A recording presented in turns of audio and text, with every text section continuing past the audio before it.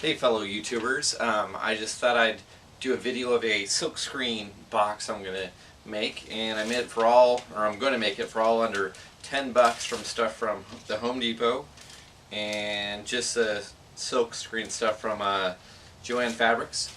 I got this idea from the YouTube videos catspitproductions. He made one, and I just kind of took his design and designs of other ones and try to improve it and cheapen it up a little bit, so I didn't have to buy all sorts of specialty hardware or anything. And let me show you what we got. Things you're gonna need, it's gonna be just a regular miter chop saw. All you need to cut is 1.5 inch by 1.5 inch board, regular Douglas fir board. You can do this with a hand saw, so if you do not have a power saw, you can still use it. You're going to definitely need a drill of some sort. Square, always making sure you get stuff. Some kind of backing board. I didn't include this in the price because you can find this kind of scrap anywhere. I'm probably going to change it out with something a little bit thicker once I get further on the project. This is a part where the shirt's going to actually fit over. The box I'm going to make is going to be 10 inches by 14 inches. This is a silkscreen. Oh, you're going to need a staple gun. I would go with a regular heavy duty one. I hope this works. I've never done silkscreening before, but this is all they had was the Princess Pink stuff. But I got this for $2 from Joann's. I got half a yard, which is more than enough. Hardware-wise, at the Home Depot, you're going to need this to make your frame, and this is it's called a 2x2. This is just unfinished. Actually, I think it's pine, not Douglas fir. Yeah, it's pine. The Douglas fir warps a little bit more, but it's nothing real aesthetics. Just make sure when you get it, it's semi-straight, because they had a lot that weren't that straight. And by doing that, you kind of just put it up like this and look down just to see how much it bows. This one actually bows a little bit towards the end. You can actually see it right about there-ish. So I'm going to start with the straight side first. Then what you're going to need is, these are 1/4 inch by 3 inch carriage bolts. Okay, let me just tell you how much everything was. The Douglas fir the pine strip, this piece of wood was $1.94. These were 20 cents each. These are 1/4 inch by 3 inches. These are 1/4 inch washers, and these ones cost 12 cents each. These are called a 1/4 inch fender washer. These are 1/4 inch butterfly nuts, and this was 98 cents, or wing nuts, 98 cents. I just got these hinges. These are probably the most expensive. These are $3.27 here. Sorry, there you go. These are $3.27 Everbuilt 3-inch ones. Any ones will really do. I just kind of want to get some a little bit heavier duty so I don't get that slop in there. Probably a little overboard. And then I had these already laying around. These are just 2.5 inch screws to go into your board. And on that, let me just tell you what the cut list is. I know it's kind of a bad drawing, if you can kind of read that, but you're literally going to make a picture frame that the silkscreen goes on. Then the hinges are going to go here. I made this on my lunch break. And then there's going to be another board that goes right there, and it's going to be almost like, let's say, almost like a dog door laying flat. And that way you'll be able to lift it up, put it down. And then, of course, the big board is going to be right underneath there. What the cut list is going to be, you're going to make it all out of that long piece right there. Since I want it to be 10 inches by 14, I'm just going to go butt to butt joints. So I'm going to cut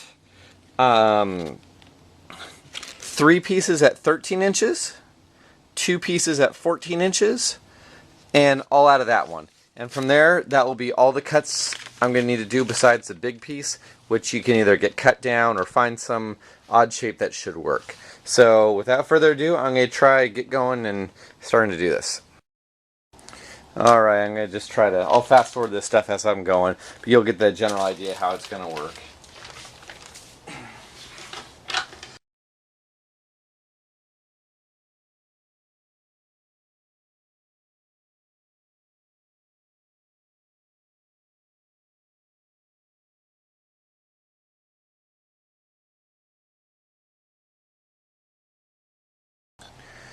Alright guys, I did my cuts. All I had to do was 1, 2, 3, 4, 5 cuts.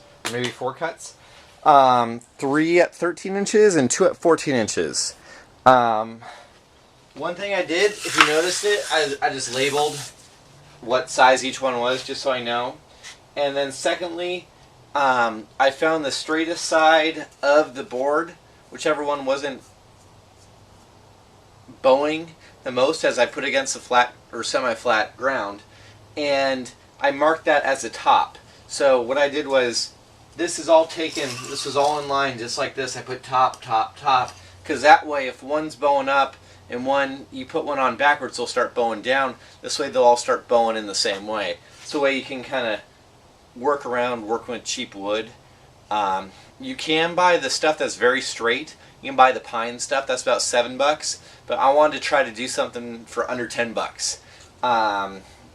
And some people make these out of the frame, the stretcher frames out of the old canvas things like Michael's has. I was just reading that they don't last as long, mainly because I guess they bend and they bow because they use very thin material and wood on there. So this one, I know there's not going to be a problem. This is going to last for a long time, especially if I paint it or treat it with some kind of sealant, especially once it gets wet, if it does get wet, which it will once I wash it, because I'm going to be using this one. I'm going to do stencils because I got one of those vinyl cutting machines, a silhouette, and that's what I'm going to try to do. So I thought, hey, might as well try doing some silk screen. Okay, so this is what it's going to look like. And in here this is going to be your box. I'm going to just screw these together. You can either go straight in. You want at least 2 screws in each one. From there to there, there to there, there to there, and there to there. And add some glue too. Heck, even Elmer's glue will work, but wood glue preferably, with the screw. And then you want to just clamp it down and let it dry overnight. You don't have to worry about clamping it down that much, because once the screws are set in there, as long as the screws are straight, it will stay straight. So just screw it in on a flat surface. I recommend doing something like getting a right angle and putting it in here. As you can see, this is actually pretty square, so I'm not going to worry about that much. And especially if it's off, who cares? All I need to do is, my printer will only print stuff that's 8 by 10, and this will, or 8.5 by 11, whatever the regular standard computer paper is. This will fit right in there, and then I can still move it around a little bit if I really wanted to. And this is going to be the headboard. This is going to actually be attached to this with the hinge on top, so it can actually rotate. So this will pull up and down. But you'll see what I mean. I'm going to go in, get these all drilled together so I can actually just work on this frame first. And that's what it's going to look like once it's done. And yeah, we'll be back. Okay, I'm going to drill the holes. Usually what you do, you're going to want it kind of just butt to butt, and then put like a screw in here and a screw in here. That's usually what you're going to want to do. I have this cool thing called the Craig jig, and it makes these pocket hole screws that go in sideways. I'm just going to use that. I really like the tool. It's a little bit more secure. Honestly, there's not going to be a lot of tension over that little silk screen thing. I kind of go overboard with everything.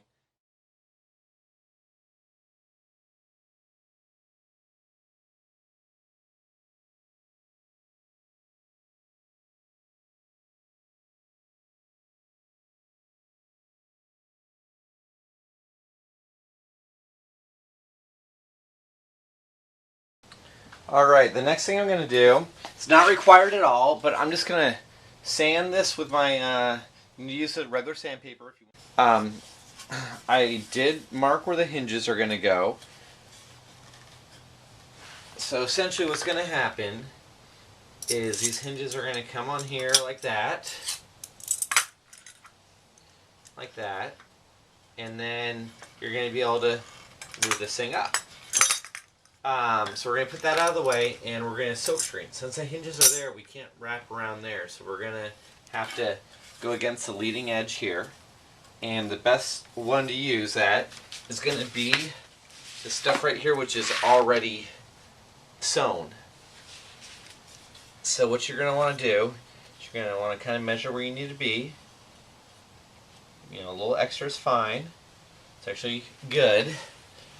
And we're going to cut away this so it will actually wrap right over here. Now what you're going to do is you're going to start off at one side. On this one I'm going to start off on the side where the hinges are. Make sure it's centered. And I'm just going to staple 1 or 2 staples here, just like you're doing a regular canvas print. That's just my regular staple gun.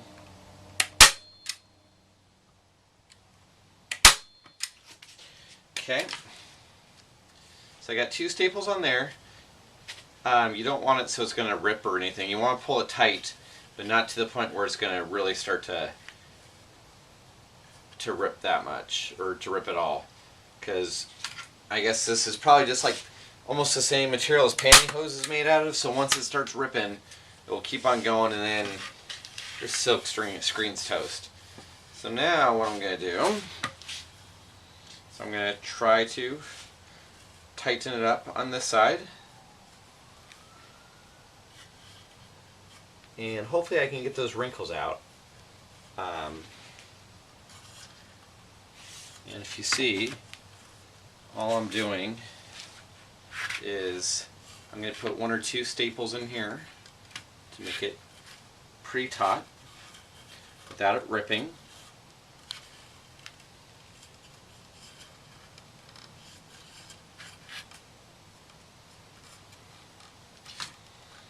Okay, and on this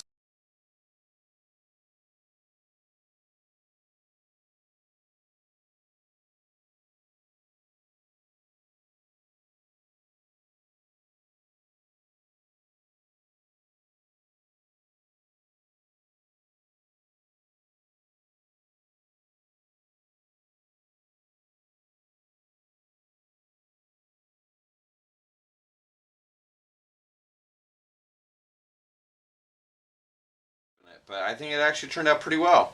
I'm actually semi-impressed with it. Alright, now I'm just going to go around the edges with duct tape so it doesn't fray more. And hopefully it will keep water and all the crap from getting in there as well.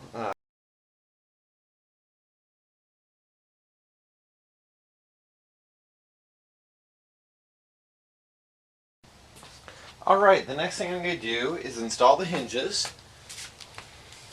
These are Everbuilt narrow utility hinges, 3 inches. If you look, they go one way like this and another way like this. I want it to have it like this so the silk screen will actually stay in the up position and hopefully just stay up like that when connected to the board. So I can just rest it up like that. Also, if you look at it, this little spacer, this is going to make it easier to line up to get them straight. I just put this on this little white board here just because I know this board's flat. So we're going to get these all lined up, and we're going to drill pilot holes and then drill the actual holes in it. And we are one step closer to hopefully silk screening. Alright, so I skipped ahead a little bit. What I did was, of course, we got the silk screen on, and I installed the hinges. If you look here, it's just made just to go just like that. When you install the hinges, you want to just make sure that these little rigid round spots are face down. And why that is so this is going to be completely flat on your surface, and once it comes up, it will actually stop right there automatically. And so you can work on whatever you want, and then you can put it straight down. The only other thing, this is my board right here, my backing board. I went with a little bit thicker stuff. This is about 1/2 inch thick. Just regular plywood I had laying around. What would really work good would be melamine, which is kind of like that white particle board that has a laminate top, because that's completely straight and it's not going to bow on you. They sell those at Home Depot, like almost already pre-cut, for I think like $15. or you can get it cut down. And all I did was I just kind of rounded the edges a little bit. The next thing we're going to do is we're going to put this straight up here, and we need to actually drill holes in the main board here, the press board. I don't know what it's called, but what that's going to do is that's going to allow this whole thing to actually float up and down some, so I can actually just put a little spacer in between here if I have, let's say, cardboard stock in between here or something that's thicker, so it's not going to be angled like that. I still want it to be completely flat if there's something like, let's say, that big underneath there. And doing that, you'll see once I do it, but it just allows me to raise it and lower it. These are 1/4 inch by 3 inch screws. Could probably go with a little bit longer, but I don't plan on doing stuff that thick. If I was going to do like a laptop messenger bag or something, that would work. So all I'm going to do is I'm going to center this up where I need it to be, and then I'm just going to drill 2 1/4 inch, actually it's 9, I think it's 9/16 or 9/32 holes that are a little bit bigger than the 1/4 inch one, so it can actually slide freely up and down in there. And once I get that, I'll do it, and we will almost pretty much be done with this simple little DIY $10 board. Okay, so we got our regular silk screen here, and all I did was draw 2 bolt holes to have the 3 inch bolts pop out. I have to change that because there should not be a washer there, because they're just carriage bolts. Let me just change that real quick, and I will show you how this is going to work in theory. So I made this board a little bit bigger so you can always, if I want to make a silk screen that was like, let's say, a little bit bigger than this, it could actually come all the way out here, all the way down there, and that's probably the biggest I'm ever going to get on this thing, unless I want to go to some other kind of press. But I just wanted to, I've never done it before, so I thought, hey, what the heck. And of course this is upside down, so let me put this the right way.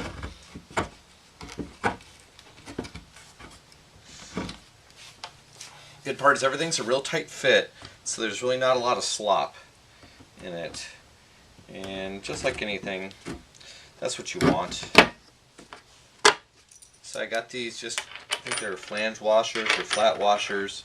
They're just 1/4 inch ones. And this is made so you can actually just tighten it down. And all you're going to need to do is go hand tight. You have to go a little bit tighter in the very beginning to set the carriage bolts in here, but we will tighten these up real quick, then we'll just back them off.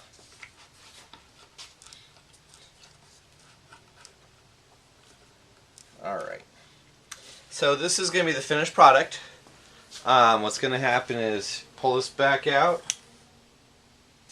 It's all set up just like that. You put down your stencil. On mine, I'm going to do paper stencils. And then your t-shirt. I'm probably going to have to get a t-shirt board because we'll see. Because usually you would put the t-shirt, over this way. But I'll probably just get a t-shirt board. So I'll just get a little piece of cardboard, put it through the t-shirt if I want the t-shirt to go this way. And I can line it up, put it just down like this, and go. Now, if you look here, I don't know if you can see it, but it's actually flat here and it pops up here. You don't want that. You want it to be completely flat. So that's why I made this adjustable, so you can actually loosen it some. And I can actually just put I can actually literally just get a piece of paper and put that on there. Just so if I shim it up underneath there, then that will be completely flat, so it makes completely flat contact with the surface. Okay, this is a squeegee I made, or I'm making. What it is just a piece of 1/4 inch plywood I had laying around. And I went to the art store and I was looking at them, and the rubber is actually really, really tough on a lot of the squeegees that they were selling. And these are like 10 bucks a piece. I'm going to see if this works. I don't know if it will or not. All I did was cut it 9 inches so it fits in there. by about 4 or 5 inches, so it fits in my hand okay. And then all I did was I just hit this with my sander, and I just kind of rounded it off a little bit. Now it should be pretty flat and pretty well rounded, but just in case it's a little bit, there's a few divots, I'm going to actually just get a little piece of a microfiber cloth I had, and I'm going to put this on there. I'll see if I can't get it centered. And that's going to act, I'm guessing, as a buffer. So in case there's any, imperfections in here or anything, it's not going to want to, it's going to still press down and fill it up, kind of like what a squeegee would do. And it'd still be pretty rough. So then what I'm doing is I'm just getting a piece of duct tape, and I'm going to cover the whole thing in duct tape. Of course, my duct tape doesn't reach that far, but okay. Now I'm going to do one more piece on the other side to hopefully make it so nothing soaks into the rag, so it will still just all go on this.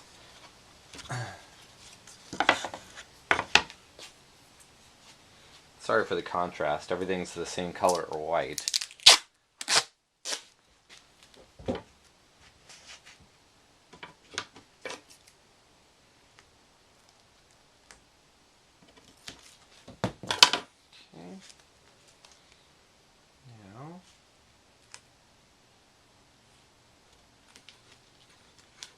Good grip. I'm going to stretch it as much as possible on there, kind of like I did with the silk screening thing. This is just made so there's going to be less give in there and won't be that squishy, if it will actually hold.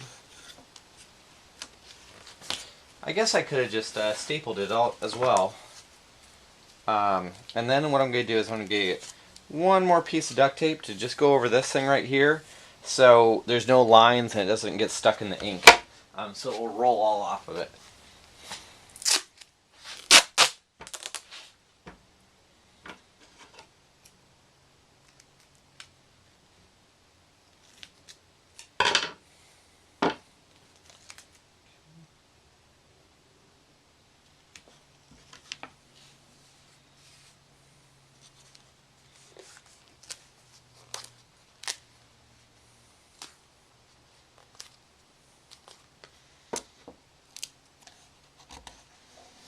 I'll probably get not very many wrinkles on there either. So I want this part to be as smooth as possible. Do that. Do that. Alright, so this is going to be my squeegee. So it's soft, it's round, and I'm hoping it will work. If not, I guess I'll buy one for 10 bucks. I don't know if any of this is going to work. I've never silkscreened before. This is just me trying to reinvent stuff people are selling and looking at other YouTube videos and thinking of a way to kind of improve it. So next I'm going to actually try to silkscreen if I can find some dark paper, because the only paint I got was white paint to go on black t-shirts. So, alright, stay tuned folks. Okay, I was able to find some construction paper. I had these stencils from a book for my airbrushing stuff. These are like their paper, but it's almost like photo paper. I don't think they can be, supposedly you can reuse them, but we'll see. It just gives a nice big blocky print kind of thing to show it's very big and easy to see. Now I just taped down my piece of construction paper, which this would really be like a shirt on a board or fabric or whatever, but I'm just going to try it on this since I've never done it. And then what I'm going to do is I'm going to center this up however I want it on the paper. And then I'm just going to put a little piece of kind of tack tape on there just to do that.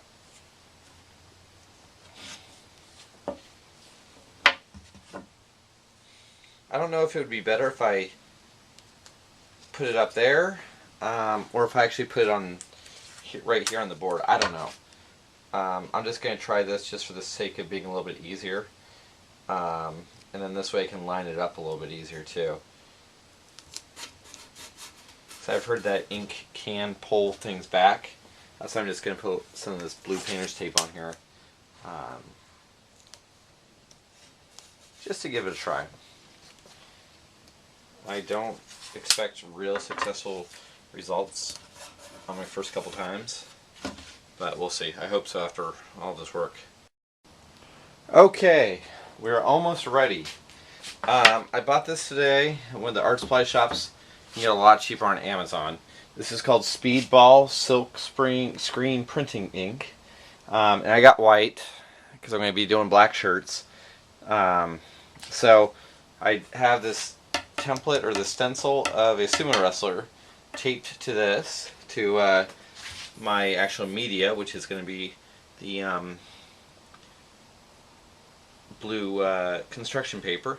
And then here I have this all taped off here.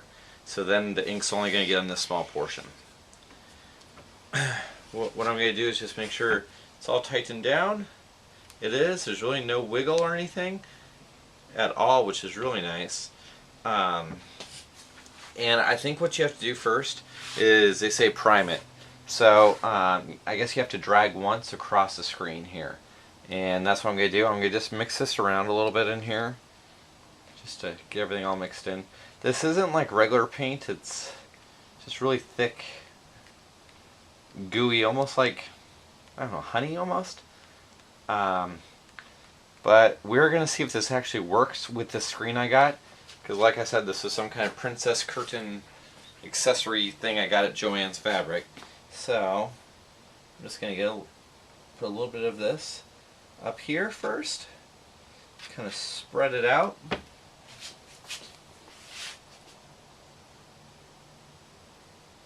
Okay.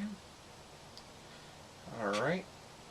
Then I think what you do is you lightly go over it without pushing down, just to get the screen all done, or the screen all prepped. And I just want to make sure I have nothing in my screen, no pieces of dirt or lint.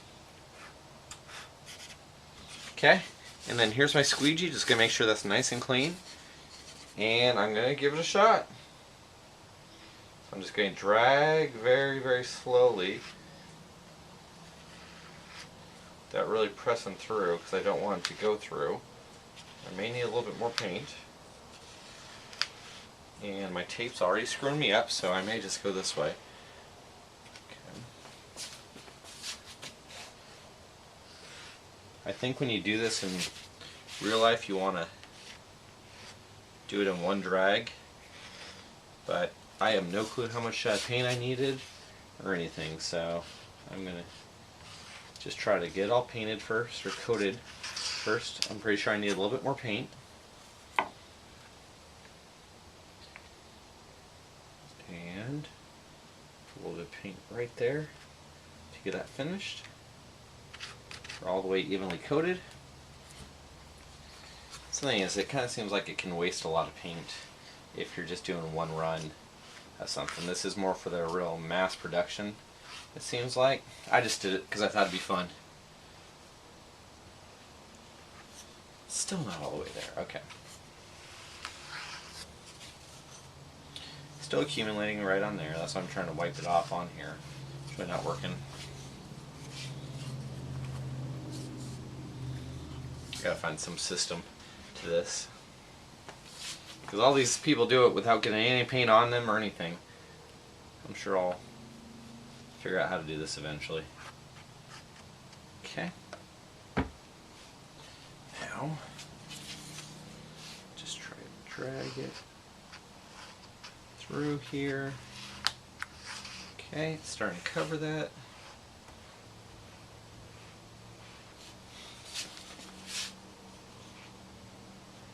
Okay, and just to say that this is not touching the print yet. This is still all up, is propped up just with this tape here. And let me see if any leaked through. Pull that up. Nothing's leaked through. It's still all right on here. And see where I missed one spot. And I'm going to give it a shot and try to do it. So I'm going to put this straight down, hold it down like that, and I'm going to actually drag coming this way. at like a 45-degree angle. We will see if it actually went through or not. I think you just want to do nice even strokes. Okay, now let me give this a shot. Ooh, it kind of pulled up. So I think what I would do in the future, and we'll see how it looks. Okay,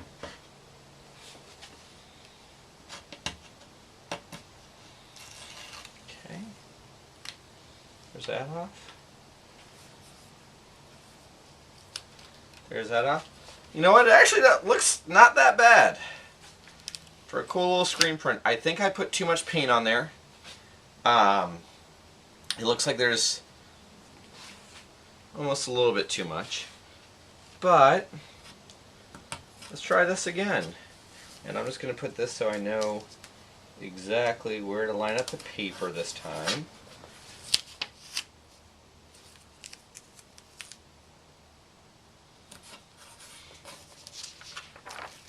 Okay, that's what it looks like.